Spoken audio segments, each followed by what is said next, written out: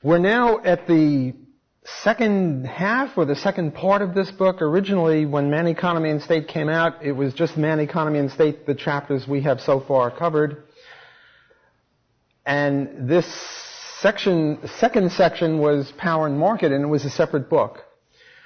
There were various reasons for that I won't go into.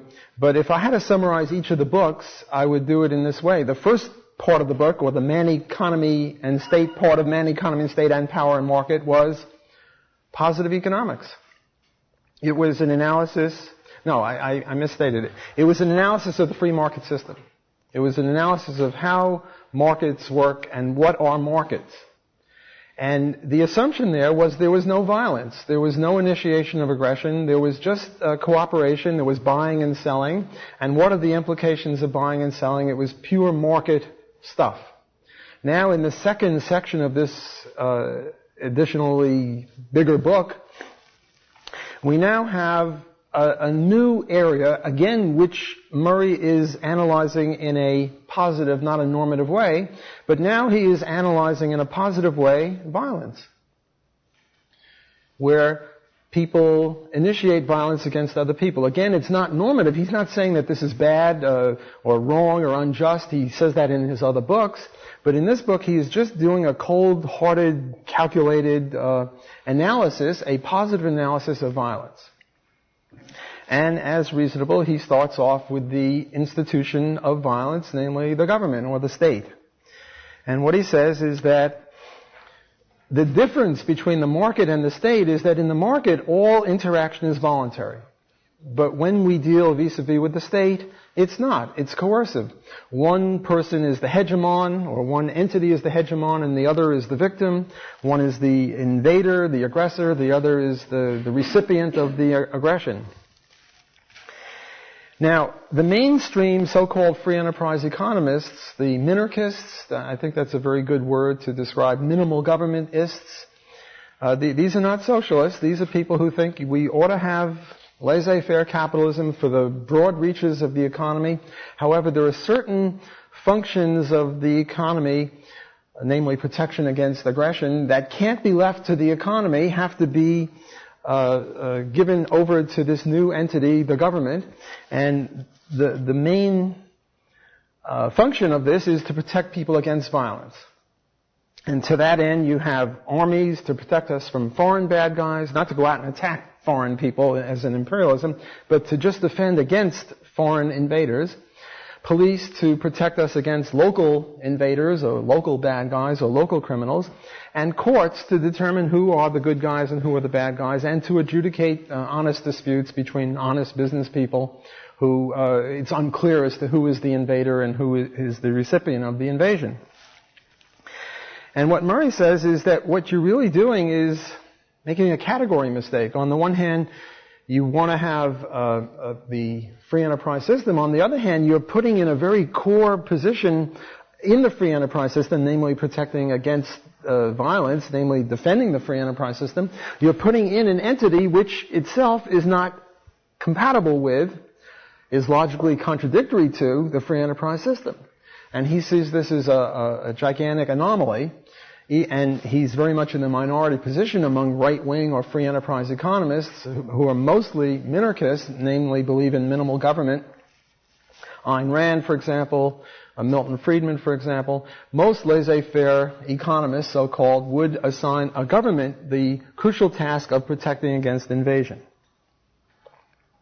Murray says this is an insoluble contradiction. And he says that there are two things that the government does, that all governments do, and one is tax, and the other is demand a monopoly of defensive services within a certain geographical area. Well, taxes are different than voluntary payments. If you want to buy this wristwatch, you pay money and you get the wristwatch. If you don't want to buy it, you don't have to pay money and you don't get the wristwatch. But with taxes, when the IRS comes to you on an April 15th, they don't say, well, would you like our protection? If so, these are the payments. On the other hand, if you don't want to, you don't have to. You can be a pacifist and not have any protection, or you can get protection services from the Acme company. That's okay. We're just an honest businessman. If they were saying that, then they would not be a government. They would be another honest businessman who is offering a service. It's just the U.S. government private services. But that's not what they say. They say, pay up, or we're going to send you a nasty letter, and then we'll send you an escalating letter, and then there'll be people at your door who will escort you to prison. And this is very, very different. And there are some people who can't see the difference. You know, there's that joke, do you know the difference between a bathroom and a living room? And the answer is, if you say no, then don't come to my house. Well, the question now is, do you know the difference between invasion and voluntary trade? And if you say no, the answer is, well, then don't do political economy. Because this is the crucial, the essence, the basic premise of all of political economy, to distinguish between voluntary trade and initiatory violence. Slavery and murder are not part of the market. They are part of a very different kind of a system, and if you can't see the difference, we have problems. But it's not only taxes, it's also, Ayn Rand has the view that we shouldn't pay taxes, there should be voluntary payments for contracts, what have you, but there must be a monopoly of defensive services. There must be some one ultimate monopoly authority. So if somebody else, the Block Gordon company, sets themselves up to protect people, this would not be allowed. Yes, private detective agencies are allowed, but they have to be subservient to the U.S. government. So it's very different. So the essence of government is two things: coercive taxes and a monopoly, a compulsory monopoly that you can only apply to this group, not to any other competing group. And what we said about the benefits of competition with regard to pens or shirts apply here as well. There's no difference for Murray Rothbard. Okay, let me consider some objections to this. One objection is, tut, tut, tut, it's not really compulsory. It's like club dues. Look, you join the chess club or you join the golf club and you have to pay your dues. Well, you've just joined the U.S. government club, and now you don't want to pay your dues? Well, you're really stealing from us. We're the government, and we're coming to get our club dues, and you don't want to pay. Well, you know, you're stealing from us. It's not that we're compelling you any more than the golf club is compelling its members to pay their club dues. So we have to ask, well, to what extent and in what regard is the government really like a voluntary club? Well, in a voluntary club, you agreed to join the club. Here, nobody agreed to join the U.S. government club.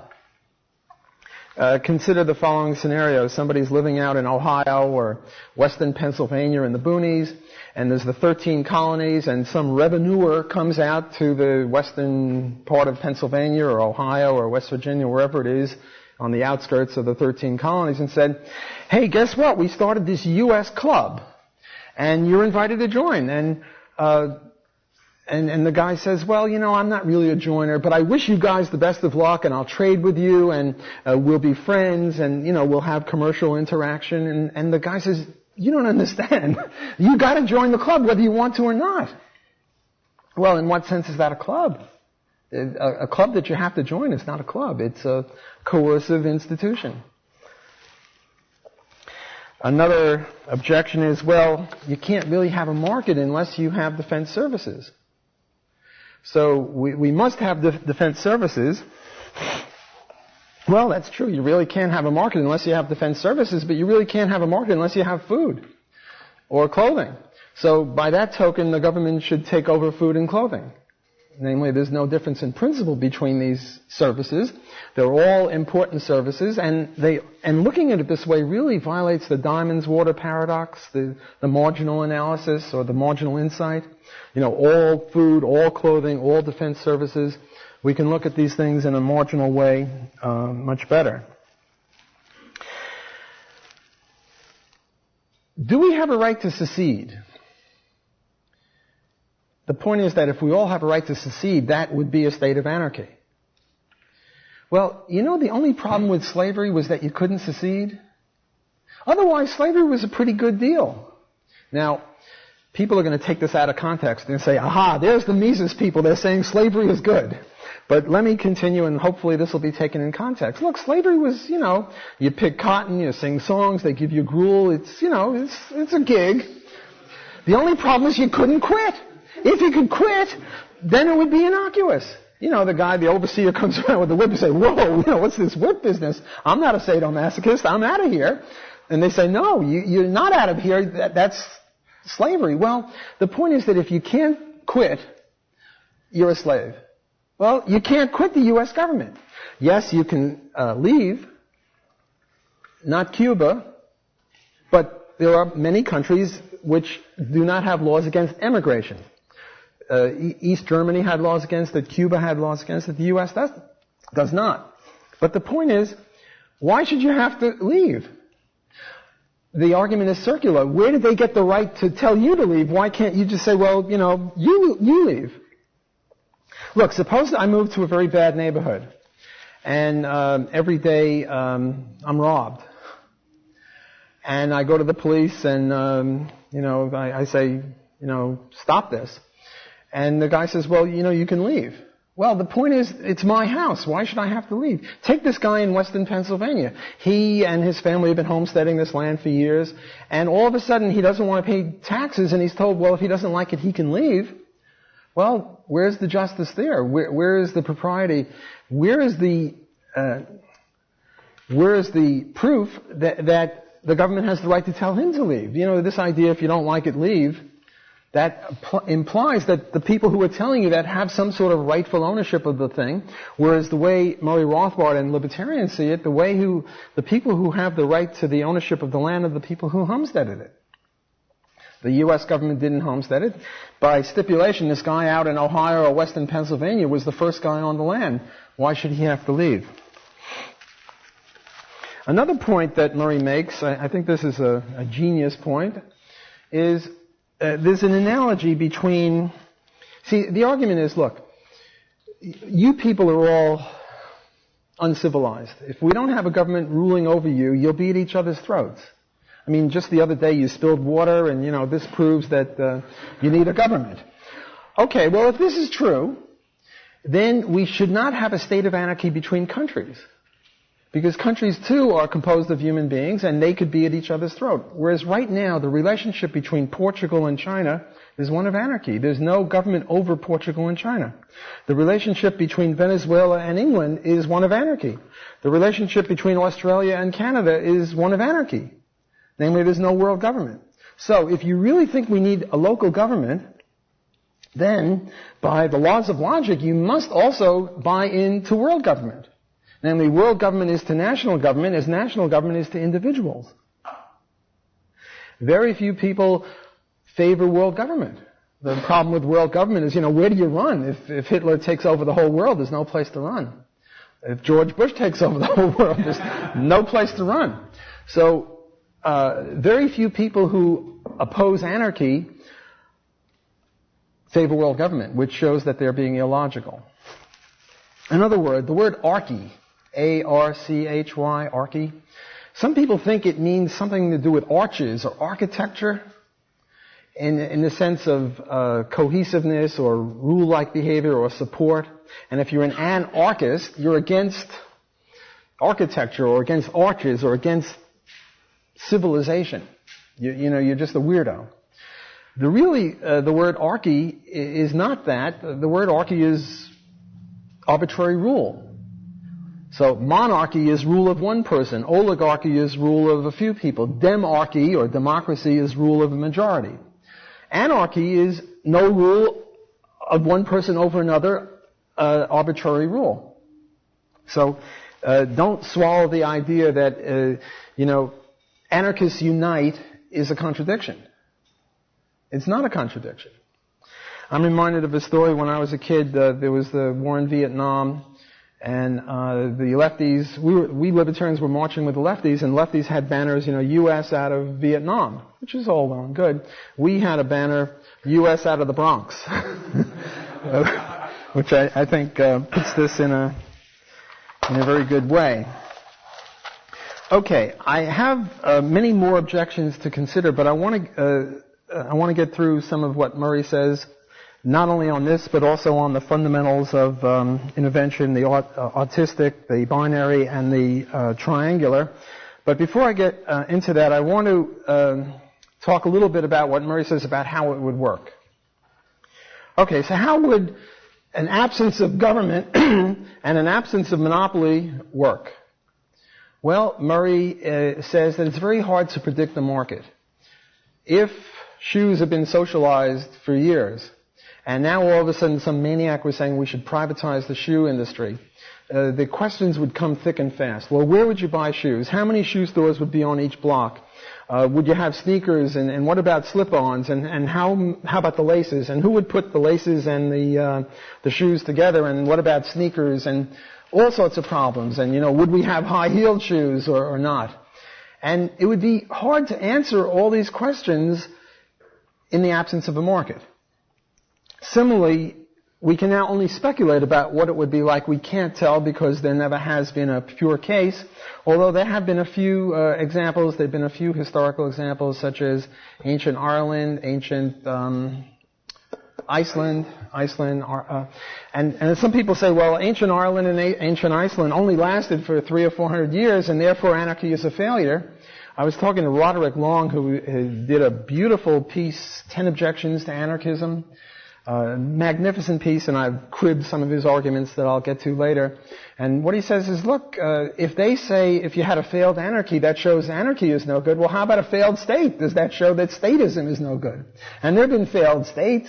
Nazi Germany was a failed state, the Soviet Union, the U.S., in different ways. So if you're going to say that since ancient Ireland and ancient Iceland are no longer functioning anarchist societies, that therefore anarchism is no good, well, then how about all the failed statist societies? Does that show statism is no good and we must reject it? Okay, how would it work? Well, Murray envisions one possible scenario that it would be done, and Hans Hoppe has done yeoman work on this as well, that there would be courts, police combinations, insurance courts, and police companies that would have people as subscribers to their services, and if you were attacked by somebody, they would protect you. Let me ask you this. I want to meet people tonight at 3 in the morning, and I want to ask you whether you want to meet me in New York Central Park or in Disneyland. And the right answer is not in Central Park or Audubon Park in New Orleans, because the murder rate and the rape rate is very high. Whereas in Disneyland, if you look obstreperous, you're immediately surrounded by a bunch of ducks and geese and mice all packing heat. And they come up to you and say, sir, please step this way. In other words, the point is that right now, when a rape or a murder were to occur in Disneyland, they would lose big. So they have cameras, they have policemen disguised as ducks, God knows what they have. All I know is that it's very, very safe. Who loses money when a rape occurs in New York City Central Park? Does the mayor of New York City lose money? The parks commissioner? No. It's very unsafe. And the idea here is that just as the market can bring you a better orange juice or a better apple, it can bring you better services of protection. Protection services are indistinguishable in this regard of competition and profit and loss from any other thing. Okay. So let's suppose that I'm having some difficulties with Mark. Mark and I are having a little dispute. And Mark and I both go to the Joe Salerno court. Why? Well, Joe is Italian. He's in with the Sopranos. He can keep order. So we have no problem because Joe is our court insurance protection agency, and Mark and I will both go to Joe, and Joe will give a view, and Mark and I each agree to the Joe services, and there's no problem. Now let's take a more difficult case. Mark has Joe as his company, and I have David as my company, and again, Mark and I have some dispute, commercial dispute, whatever it is. I accuse him of nefarious things, he accuses me of nefarious things. Somehow we have to settle this. Well, so I go to David and I say, David, I'm having a little trouble with Mark, and I invite Mark. I say, Mark, come to me to the David court and we'll settle this. And Mark says, David court? You must be kidding. David is a loon. I don't trust him. And you refuse to come to the court. And you invite me to come to the Joe court. And I say, Joe, he's Italian, he's no good, I'm not going to trust him. So now we each go to our own court. Now it's possible that David will say, Walter, I like you, you're a great guy, but in this case, Mark is correct. Or Joe might say to Mark, you're a great guy, but in this case, David is correct, that Walter is right. Or we might have an opposite thing. Okay, so in that case, there's no problem. Both courts have agreed, and if Mark or I get snotty, then the David and the Joe courts both combine and come out after the one who will not go along with the decision of both courts. Everyone following me so far on this? Okay. But now let's take a tougher case. Let's take a tougher case where the two courts, the David and the Joe court, disagree. Now it's possible that David will support Mark and Joe will support me, but let's take a more reasonable case where David supports me and Joe supports Mark. Now, here is where Ayn Rand has written about it, and what she says at this point is blank out. And all the Randians since then have said blank out. The anarchists have no answer to this problem. All that will happen is David and Joe will fight and we'll have chaos and anarchy in the bad sense. What these people do is they don't reckon with a whole bunch of literature, the main contributors to which are Roderick Long and Hans Hoppe and a few other people, where they go over this in great detail. David Friedman also, he's no Austrian, but on this question he's very, very sound. And what the answer is, emanating from all of these sources, is the following. There will be two kinds of courts, bandit courts and legitimate courts. And how do you distinguish them? Well, the bandit courts will either not have anticipated this. David and Joe will not have anticipated that once in the future they might be on the opposite sides of a decision, and then what? Either they won't have anticipated, or if they do anticipate it, they ignore it. Whereas the definition of a legitimate court is they have anticipated it and they've acted in a rational way. David and Joe have a contract with each other. They say, if in the future we ever come on opposite sides of a dispute, we'll go to Tom, or we'll go to Jeff, or we'll go to Bob, or we'll go to Lou, or Peter, or anyone, or we'll make a list of all those people that I mentioned, and we'll draw straws as to which one we'll come to. Namely, we will have some sort of peaceable settlement. I mean, you have to have a final decision maker, and the Joe and the David sub-courts will go to these other courts to be their Supreme Court. In another occasion, Peter and Jeff might also be courts, and they could pick Joe as their Supreme Court. So in other words, there's nobody who's a Supreme Court, but all these courts could be Supreme Courts in certain cases and not in other cases. Now, there are examples of this sort of a thing occurring. For example, there is admiralty law. There's whole bunches of courts of that sort. There's, I have a list somewhere here of private courts. Sharia, Bet Din, which is a Jewish court, Episcopal courts, Catholic courts, the law merchant, admiralty law, common law. For example, one of the things that came about during the medieval period was there'd be some farmer in England who would send over 100 pigs to somebody in the Netherlands, and the guy in the Netherlands said, well, I only got 90 pigs, and half of them were sick, and now one is in England and one is in Netherlands, and now what do? Well, they would go to admiralty courts or law merchant courts, and the only sanction was that if you didn't abide by that, nobody else would trade with you. So, every dog gets one bite, you can have a problem, but this was a very severe sanction. Another one was, suppose my boat capsizes, and you rescue the boat, and now you bring it into the port. Well, who does what? Do I tip you? Do you keep part of the boat? Well, the admiralty courts decided that the owner of the boat only gets 2/3 of the value of the boat, and the salvager get 1/3 of the vote. Well, is that right? Should it have been 30%, 70%, 60%, 40%? I don't know. I don't think libertarian praxeological theory can say. Rather, what we do is we rely on private courts, and the consensus of the private courts was 1/3, 2/3, and I think that's reasonable. But the point that I'm trying to make is that this is an example of how private courts have functioned for many years. Okay. I think I've said enough about how this would work. I think I've addressed the blank out question with the appeals court. David Friedman makes the point that those courts that agree to be bound by a Supreme Court will have a competitive advantage over those that don't agree. For example, the point is that it's much more expensive to fight than to just go to a Supreme Court. And every time a banded court comes on the other side of a dispute, he'll have to fight, whereas the legitimate courts will only have to fight the banded courts. So if you believe that fighting is more expensive, there will be this weeding out process of banded courts. And also there's this point about legitimacy. One of the reasons that the state is so powerful is that it has legitimacy. One of the reasons it has legitimacy is because of court intellectuals.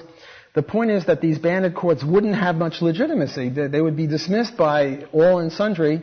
And Jeff Hummel makes the very important point that the pen is mightier than the sword. And you think, to look at it, I mean, the pen is this long and the sword is as long as my arm, and how could the pen outdo the sword? His point is, and this is a point made by Rothbard and other libertarians, is that the pen determines in which direction the sword is pointed. So I think this is a very crucial insight. Okay, let me move on to fundamentals of interventionism. What Murray says is that there are three types: autistic, binary, and triangular. The autistic one is the government or the invader orders somebody to do something or to refrain from doing something. So, for example, and the relationship is not binary, which I'll get into a second. For example, don't do drugs. I can just see Mr. Mackey from South Park, drugs are bad, okay? Remember him? So the autistic is sort of like the state saying, drugs are bad, okay? This is bad, okay? That is bad, okay? So that's autistic. Binary is where the state tells the person, pay taxes, or be my slave, or murder would be a binaristic intervention because it's one person doing something to someone else. Triangular would be the government or the invader, and there can be private invaders. There are rapists and murderers and criminals, and the way I like to see it, the way I like to think of them is they are engaging in state-like activities. In other words, there's nothing what's the word? Heavenly? Not heavenly. There's nothing unique about government. Government is just a big robber gang puffed up with legitimacy. False legitimacy. There's no difference in principle between a government and a private criminal gang. And sometimes you make mistakes in libertarian theory when you give them some sort of extra power. Murray says that it's interesting that the right is sort of bad on autistic intervention. Namely, they want to have laws against all sorts of individual rights to consenting adult behavior with regard to sex and drugs and whatever. Although the feminists on the left are not so good either, but supposedly the people on the left are more for free speech. Whereas the triangular one, price controls, rent control, minimum wage laws, things like that, the right is somewhat better on that than the left, although it's not very much better. I remember listening to one of the debates that Ron Paul was in with McCain, and McCain used the word profits, and he sort of sneered at it. This is profits. We want something more important than profits. So even people on the right are not as good as they could be on triangular intervention. What are the direct effects of intervention, whether binary, autistic, or triangular?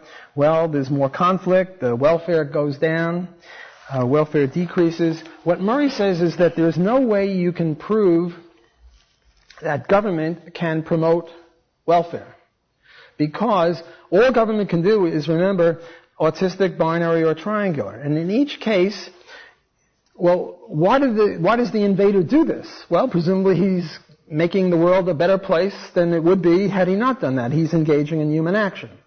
Okay? So he's benefiting. Okay, but the victim is losing. So all you can say is that there's no way to prove that government intervention is beneficial for all concerned, because there's always one person who was being forced to do it, and if it was beneficial, they wouldn't have had to been forced to do it in the first place. There's this guy, Brian Kaplan, who criticizes Murray Rothbard on the grounds that Murray is too moderate here. Murray is not a good anarchist. Murray should say, you can actually prove that all government intervention is disutility or decreases welfare. And Murray is taking the moderate view. I think Roger Garrison once wrote this paper, Why Austrianism is the Golden Mean Between... Middle ground between, well, Murray Rothbard is a moderate here. He's the moderate anarchist. He's not saying that government necessarily reduces welfare. He's just saying you can't prove that it increases welfare. Brian Kaplan is saying, no, you're a wuss, you're a wimp. You should be saying that government necessarily reduces welfare. But my view is that Brian Kaplan is missing out on interpersonal comparisons of utility. Because there's always someone who gains, namely the government, and someone who loses. So how can you say that on net balance there's a loss? I think you can't. Murray goes into class analysis. The Marxists, of course, see the classes of employer versus employee. But Murray relies on Calhoun, who sees the classes in terms of net tax gainers and net tax losers. I've written a little bit about this, sort of a little critical. One of my favorite characters in Atlas Shrugged is Ragnar Danishkold, who takes money from the government and gives it to the good guy businessman. Well, suppose Ragnar came down from heaven or from Mars or wherever he came from and never paid a penny of taxes. All he did is take money from the government. Would he be a good guy or a bad guy? According to Calhoun, I think he'd be a bad guy, but I think we have to think about that. The next thing Murray talks about is democracy.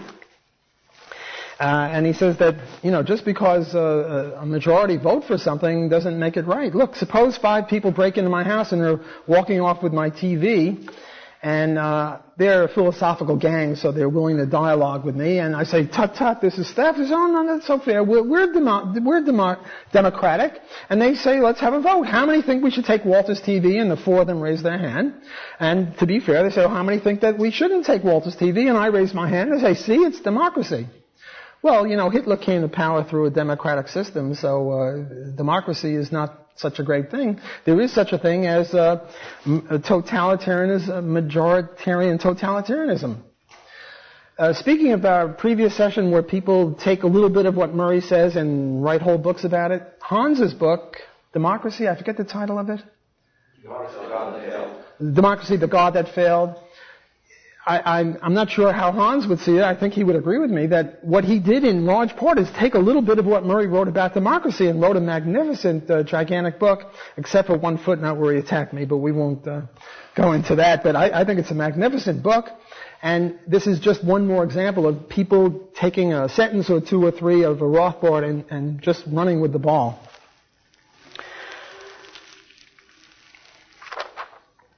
Oh, what about the fact that when we stop the invader, we're reducing his utility? Or what about the fact that, we have this claim that the market benefits all participants, and now Murray deals with the objection, well, what about the rapist? The market is going to stop him, namely the market of defense agents is going to stop him, so how is it helping him? And the answer, I think, is the market protects, or the market increases the welfare of all participants, but not everybody is a participant in the market. A rapist is not a participant in the market. What he's doing is not a market-like activity. He's doing a violent type of activity. Similarly with the horse and buggy people.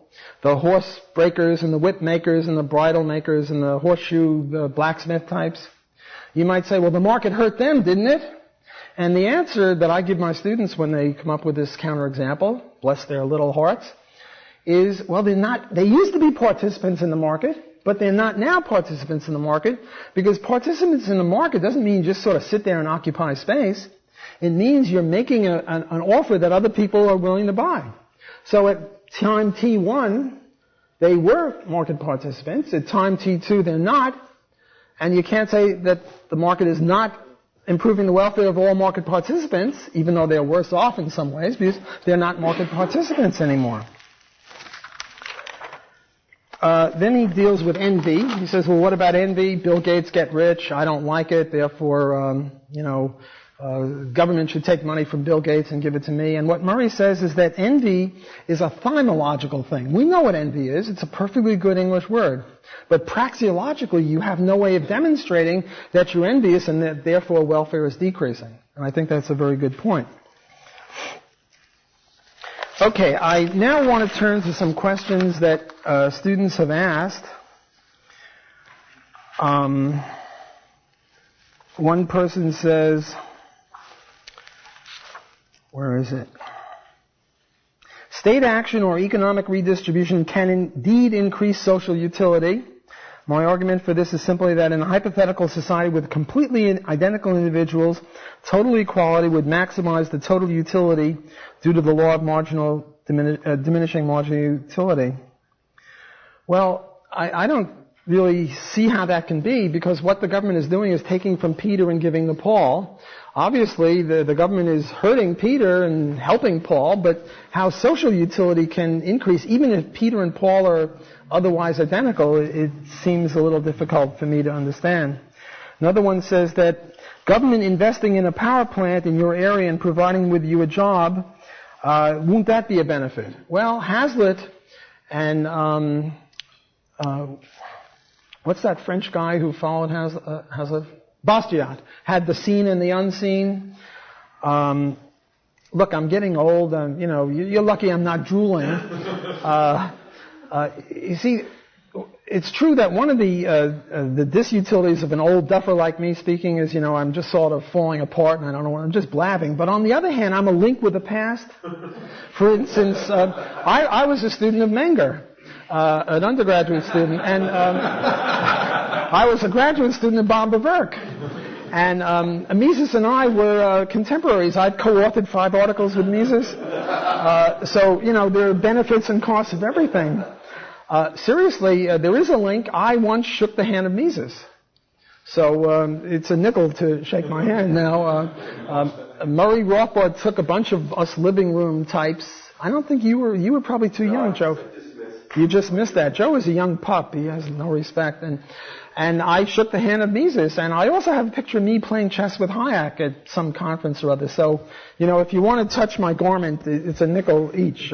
So I do have, one of my functions, even though I'm losing it and I'm senile and all this, I do have a connection with some of the past. Okay, what I now want to do is go over how would a mainstream economist look at this. How would a mainstream economist analyze these sorts of questions? And the way they would do it is they would have, they would look at it in 2 ways. First of all, here is a thing that I already put up on the board. And this is a thing called external diseconomies. No, this is external economies. The idea is you have private demand and private supply, and you have an actual amount of production, but we have external economies or positive externalities.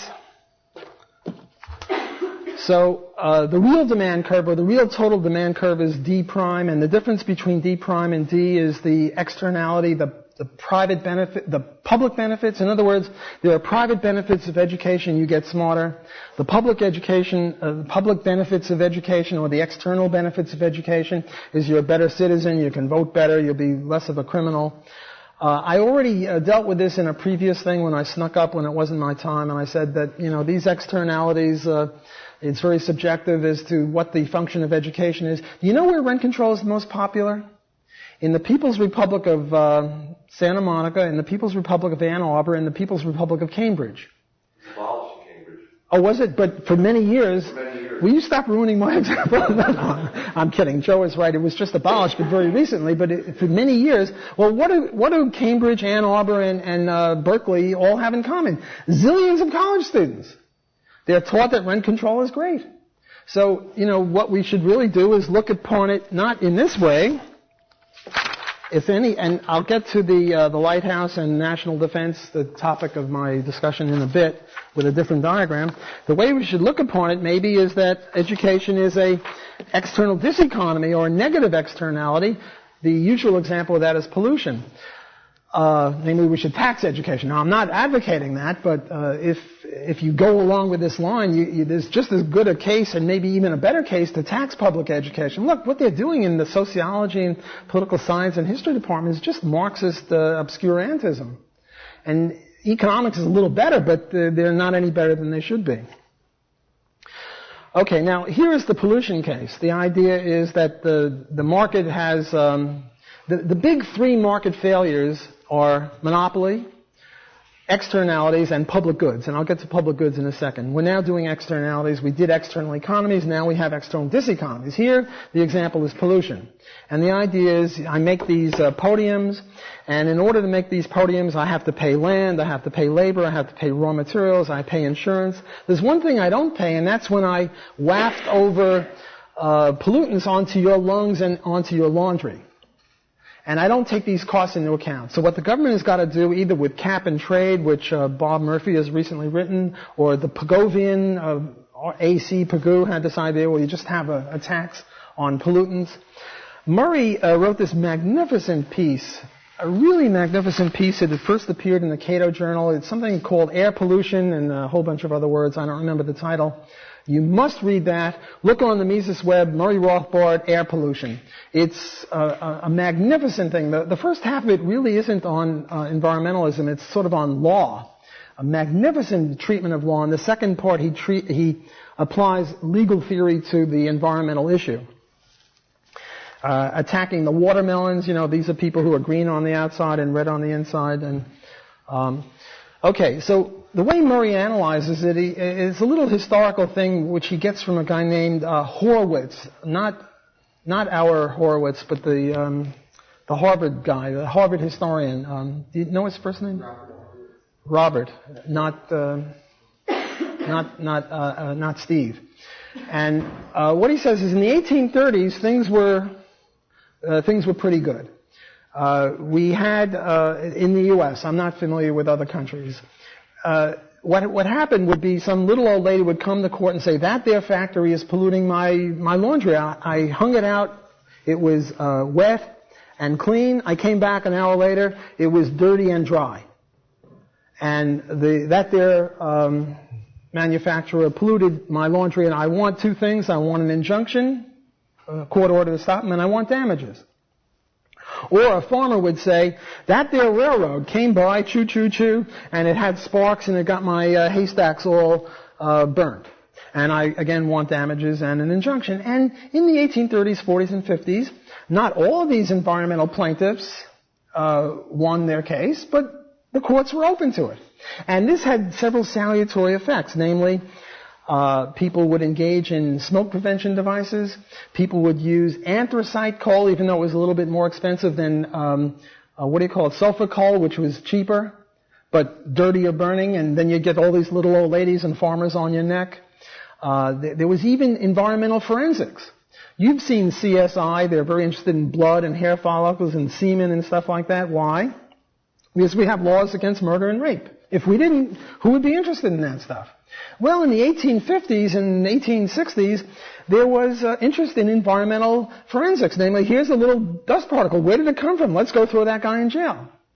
Namely, there were no externalities. Namely, all the costs were taken into account. Not just the land, labor, and other costs, but the costs of pollution. Namely, and they were even putting little catch things in the smokestacks to catch the pollution before it went elsewhere. So the market was working pretty well, environmentally speaking. Then came the progressive period. When I say progressive period, you're supposed to boo, progressive, no good. And then the motif that Murray says is the U.S. had to be number one. Like you see that football field out there when their team comes, Auburn is number one. Well, the U.S. had to be number one. Who was number one at the time? England. How do you get to be number one?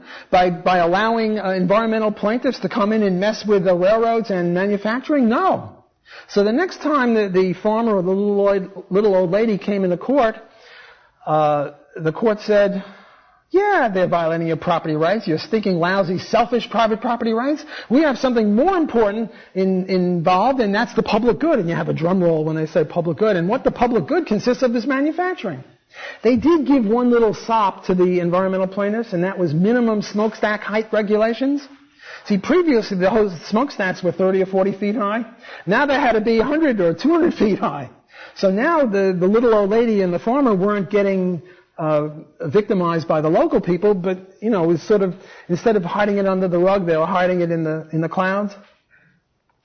And then from the 1890s, Murray has this wonderful quote from some case in 1911, some Athens Empire Laundry Company, where the court said, well, pollution is not actionable.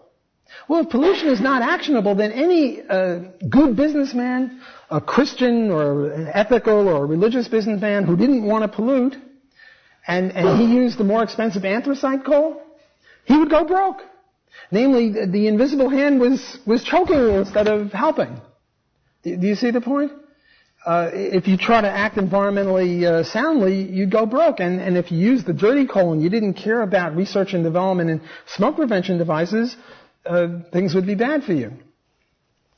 Okay, then what happened is the 1950s, 1960s, for almost 100 years, things were bad, and then you had the Environmental Protection Act. But this is the wrong way of looking at it. In other words, what this is an invasion. Look, if I take my orange peels and eggshells and coffee grinds and dump them on your front lawn, we know what that is. That's trespass. But suppose I burn them first and then I send them over to your front lawn through the air. This is somehow according to the... In other words, this is a government failure. The bloody government is supposed to protect property rights. They didn't protect property rights in the progressive period and thereafter, and that's why we have the problem. Not because there's anything intrinsic in the market, it's rather intrinsic in government. Okay, the next way to look at this, the next objection that would be likely to emanate from the mainstream is a thing called public goods. Am I running out of time? Yeah. Well, okay, somebody asked me a question about this. No, well, let me just take 2 minutes on, how much more time do I have? Okay, I'll just take 2 minutes on this stuff and then I'll open it for questions. I've already dealt with some written questions, but I'll take verbal questions. See, the idea here is excludability and rivalrousness.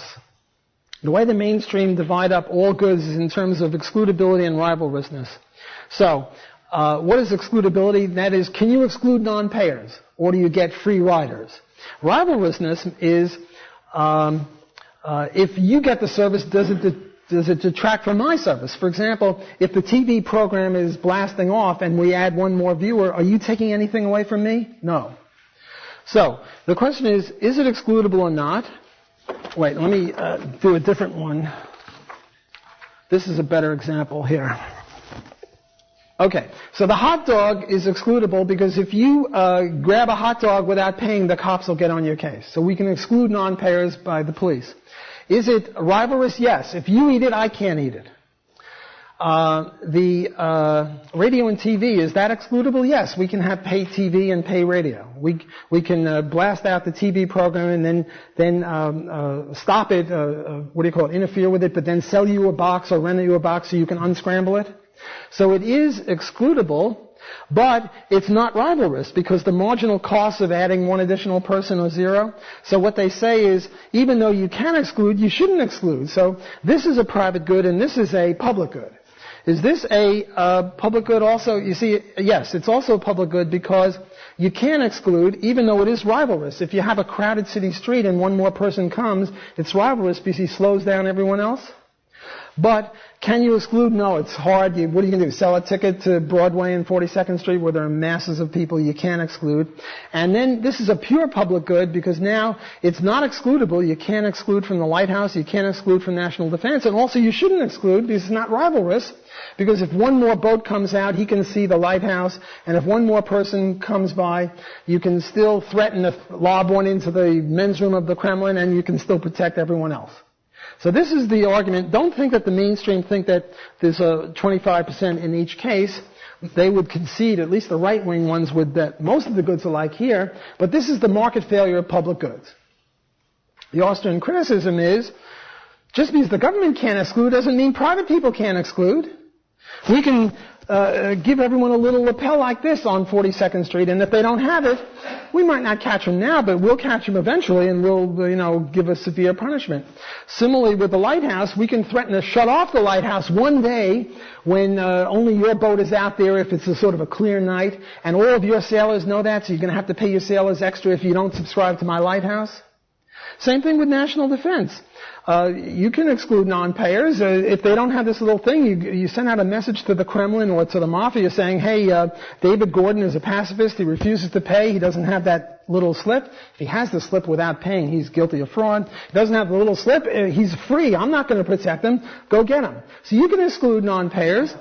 And it is rivalrous because Murray says, well, if you're defending the East Coast, you have less money to defend the West Coast. Okay, so this is a very quick rundown of the fallacy, of the market fallacy argument of the mainstream.